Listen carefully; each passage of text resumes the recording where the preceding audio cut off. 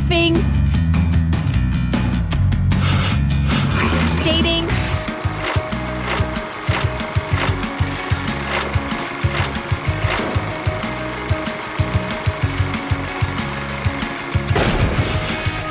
at skimboarding. Extreme, di ba? Ang mga board riding sport na ito ang main events dito sa 4th Annual Sambapalooza. Sambapalooza is a skate, skim, surf event. Naging malaki kasi doon sa skimboard competition and the skateboard competition, naging national event na siya. Dumating yung mga board riders from Jensan, from Leyte, from Samar, Cebu, and all over. Bukod sa pagiging sporting event, may adhikain din ang Sambapalooza.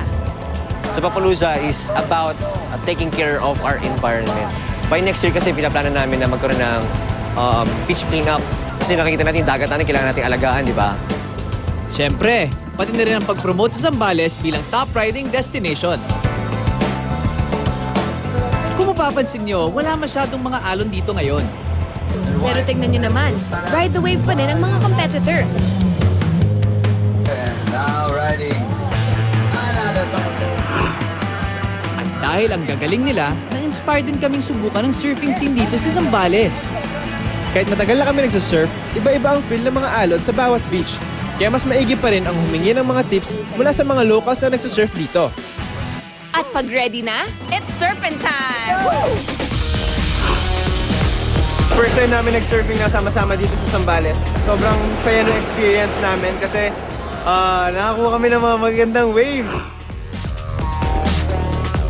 Very proud ako kay Gina and Steph. Galing nila mag-surf kanina. Talagang mukhang pinaghandaan nila talaga kanina kasi ang ganda ng mga nakuha nilang waves tsaka malalaki.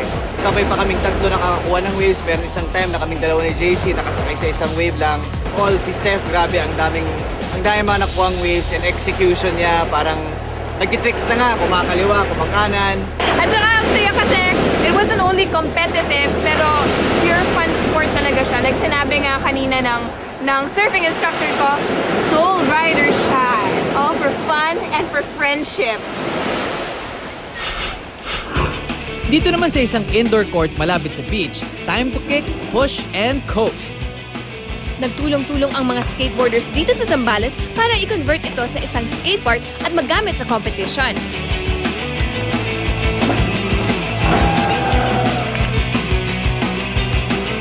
Dito, pagalingan sa tricks.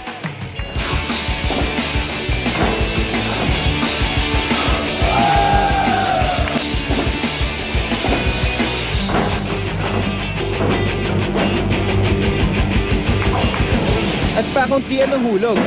Nako! Kung tulad nyo kaming tatlo na hindi trained sa skateboarding, mas mabuting mag-enjoy na lang manood.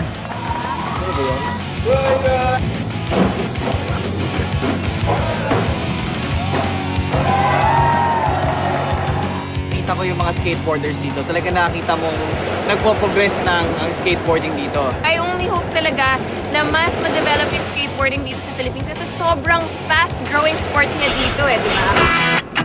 Ang ikatlong main event ng Sambapalooza, skimboarding. At never pa namin to nakagawa.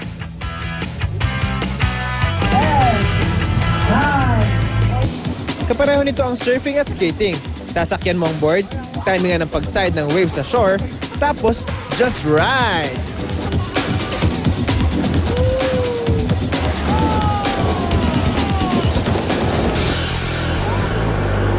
Okay, kasama namin ngayon si Jack and Jepoy, ang mga local skimboarders na magtuturo sa amin kung paano mag-skimboard. So Jeffrey, paano naman kayo nag-start sa ganitong sport? Nagtuna kasi ang nilalaro ko is skateboard. Punta sa dagat, nakita namin isang taga Pampanga na nagdala ng skim sa iba.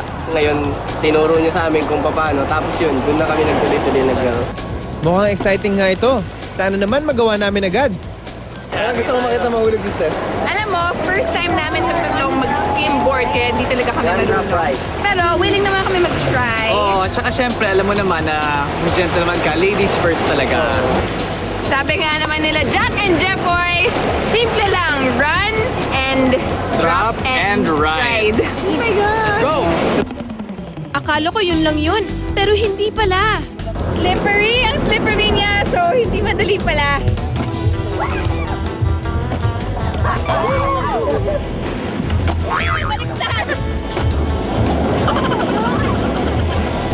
No, fail!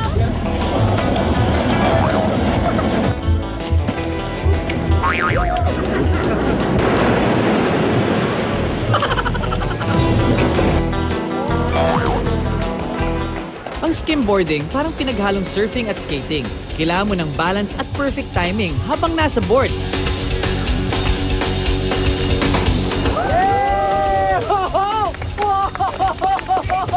Nag-reverse pa oh! Tawag-uwan no?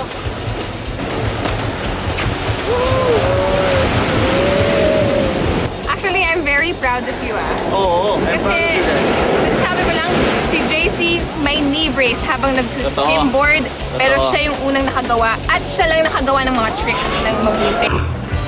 Mahirap man o madali, naging fun ang skimboarding para sa aming tatlo. Talaga namang mas masaya at nakaka-motivate magpursige sa sport kapag may kasama kang friends na susuporta sa'yo. Ang Zambapalooza experience namin, hindi lang extreme, hindi lang exhilarating, at hindi lang exciting. Sobrang inspiring din na malaman ang kanya-kanyang kwento ng mga organizers at competitors ng bawat event.